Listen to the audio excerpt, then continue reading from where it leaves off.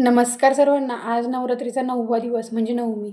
नवमीला आपण माता सिद्धिदात्री यांची पूजा आणि उपासना करत असतो. असं म्हटलं जातं की माता सिद्धिदात्री यांना 8 सिद्धी प्राप्त आहेत. त्या सिद्धी बघूया.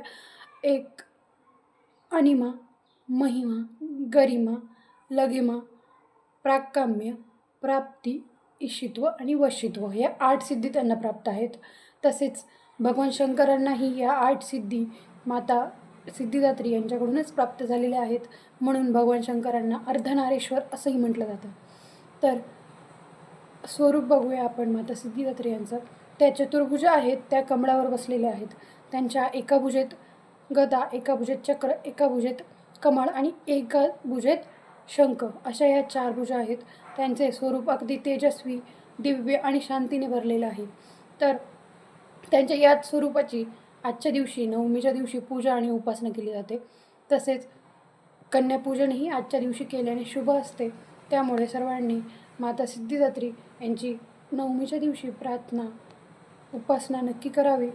मी माता सिद्धिदात्रीकडे प्रार्थना करते की सर्वांना सुख, समृद्धी, शांती लाभो.